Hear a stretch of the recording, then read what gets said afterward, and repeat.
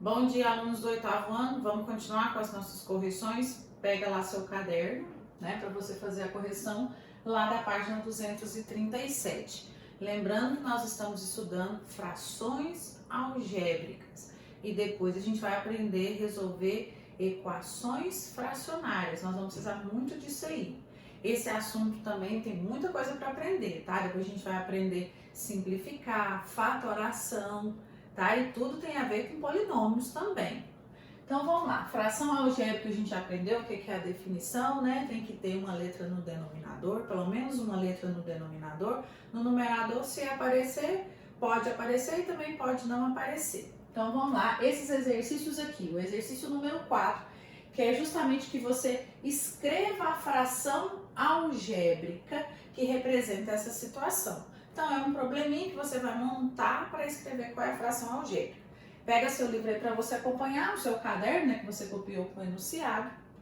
Eu coloquei um pouquinho resumidinho aqui, né? Então na letra A ele falou assim, que você tem um carro que percorre 450 quilômetros com X litros. Ele não deu quantos litros ele percorreu, né? Aí ele perguntou quantos quilômetros por litro esse carro percorreu. Ele quer saber quantos quilômetros esse carro percorreu com essa quantidade de litros. Então é só você dividir a distância pela quantidade de litros. Ah, mas eu não tenho a quantidade de litros. Deixa na forma, por isso que é chamado de fração algébrica. Você vai deixar na forma de fração, onde a quantidade de litros é uma letra, né? Que poderia ser qualquer valor, mas você quer só que simboliza a fração algébrica. Então qual que é a resposta? 450 dividido por x, porque ele quer que você escreva a fração algébrica. Letra B, dividir igualmente 100 balas entre x meninos, né, que ele colocou, ele quer dividir igualmente 100 balas, tem 100 balas e vai dividir entre uma quantidade de meninos, que ele também chamou de uma letra, x meninos, e meninos e meninas ele chamou de outra letra. Isso é porque pode ser qualquer valor, né? Mas ele está colocando uma situação para generalizar. A gente usa a letra quando a gente quer falar de um modo geral. Ele está perguntando quantas balas cada criança ganhará? Então você vai pegar a quantidade de balas, né, que é 100, e dividir, se você vai dividir igualmente, você não tem que somar a quantidade de meninos e meninas? Se eu vou pegar 100 balas e vou dividir, ele usou a palavra, dividir, fração é divisão. Vai dividir igualmente. Por isso que quando a gente vai resolver problemas, a gente tem que saber essas palavras. Dividir igualmente é uma fração.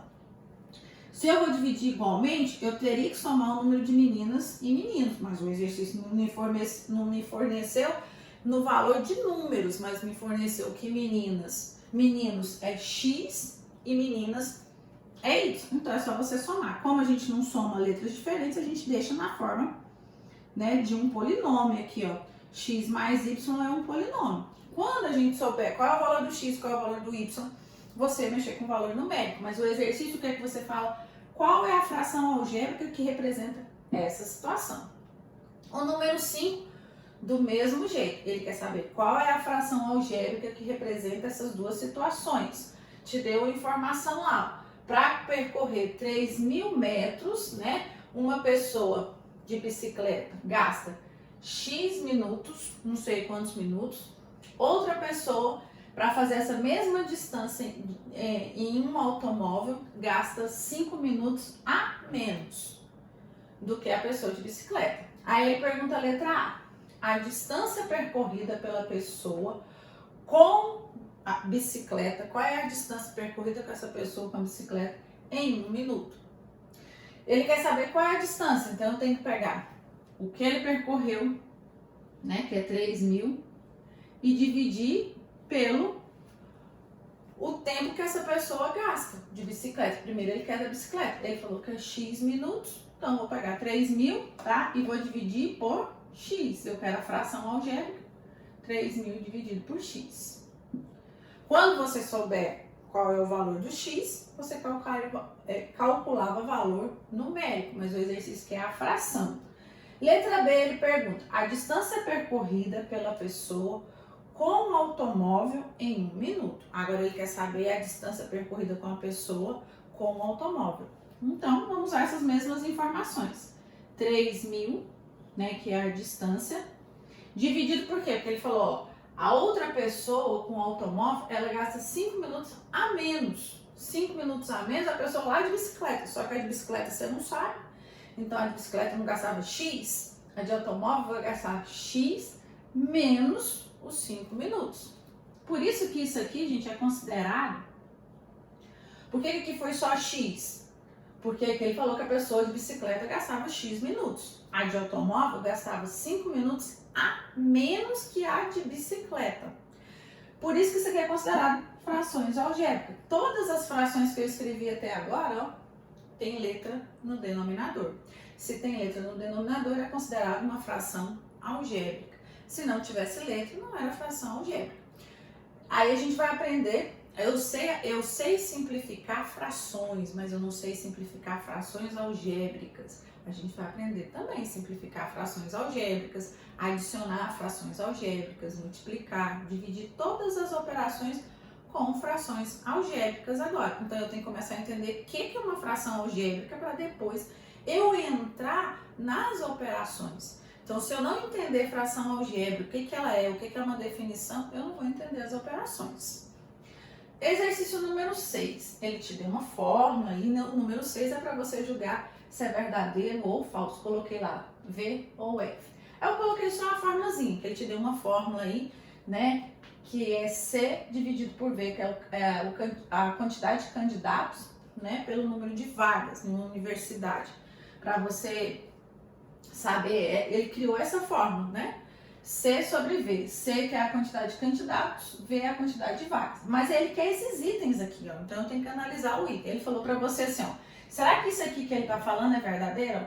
Se V é maior que C, se V é maior que C, tá falando que o número que você colocaria naquela fração ali no denominador, o V tem que ser um número maior que o C. Então, V dividido, C dividido por V seria maior que 1. Vamos colocar números para a gente entender. Se ele está falando que o V é maior que o C, então se eu pensar no número, poderia pensar em qualquer número, mas se eu pensar no número 12, por exemplo, está falando que 12 tem que ser maior, vamos pensar outro número, um número menor que 12. Vamos pensar, por exemplo, 10. Substitui e vê se isso está verdadeiro. Será que você vinha aqui, ó, e fazer... Aí ele está pedindo para você jogar na fórmula. A fórmula não é V dividido por C. É C, é o número de candidatos dividido pelo número de vagas. Aí ele mandou você imaginar um número V maior que o C. Imaginei, poderia ser qualquer número. Será que se eu dividir 10 dividido por 12, esse número vai dar um número maior que 1? Lembra que quando você tem frações, onde o numerador é menor que o denominador, dá menos que 1 inteiro. Se eu fosse dividir isso aí, ó, 10 dividido por 2, para começar eu já tinha que colocar 0, vírgula. Então essa informação está falsa. F. A letra B, ele já fala o contrário. Agora, se C for maior que V, se o C for um número maior que V, então C dividido por V vai ser maior que 1? Vai. Então imagina, vamos fazer a mesma ideia. Ó. Vamos pensar um número aqui maior. Se aqui for 10, o C tem que ser maior que o V. Então vou pensar um número menor que 10. 9, pode ser 9. Será que se eu dividir 9 dividido por 9, não, 10 dividido por 9, porque aí aqui tem que ser, ó, 10 dividido por 9. Você viu que a gente está fazendo a substituição? Dei um valor para o C, dei um valor para o V e vim aqui substituir. Esses valores eu que escolhi, porque ele não falou exatamente qual é o valor do C e qual é o valor do V, tá? Mas ele só afirmou que o C tem que ser maior que o V. Se o C for maior que o V, na hora que você dividir C dividido por V, vai dar um número maior que 1 mesmo. Tenta dividir 10 por 9. Já vai dar 1 aqui, ó. Nem precisa terminar a conta, né? Sobra 1 de resto, eu colocar já dava, é um número maior que 1. Essa informação está verdadeira. Esses valores, gente, são aleatórios que você vai escolher, tá? Não tem que ser exatamente 12 e 10, mas tem que ser o V, tem que ser um número maior que o C. Aqui eu tenho que escolher um número por C maior que o V. Ele tá na letra C, ele tá falando outra informação. A relação candidatos barra vagas, que é essa relação aqui, ó. Quando a gente coloca barra, é muito importante a gente saber que é divisão, né? Lembra que fração é divisão, nunca pode esquecer isso. C dividido por V, a relação que ele criou, candidatos barra vagas, pode ser um número negativo? Você acha que candidatos, né, pode ser um número negativo essa relação? Candidatos é uma grandeza que não tem jeito de ser negativo. Como que eu vou falar que vai participar menos 30 candidatos? Não, é um número positivo. Número de vagas também não tem jeito de eu falar que não tem nenhuma vaga. Né? Se não tem nenhuma vaga, zero. Como que eu vou ter essa relação? Então não tem como fazer uma relação de candidatos. Candidatos tem que ser um número, um candidato, 2, 3, 20 candidatos, mas tem que ser só números positivos. Em relação ao número de vagas, vagas também só pode ser um número positivo. Como que é essa relação de candidatos? Em relação ao número de vagas, pode ser um número negativo. Essa informação também está falsa. Então, só a letra B está verdadeira. Não deixe de corrigir. Vai ter sim uma tarefinha aí, pouquinho, mas vai ter, um pouquinho lá no final do livro, falando ainda de frações algébricas. Não deixe de fazer o número 7. Eu vou deixar o número 7 aí, não corrigir, que eu quero que você tenta fazer o número 7. Tem a ver com geometria, mas tem a ver com montar uma relação, tá? O número 7 tem a ver com montar uma relação. Presta atenção no exemplo que ele te deu no livro e tenta fazer o número 7. Até a próxima aula. Beijos!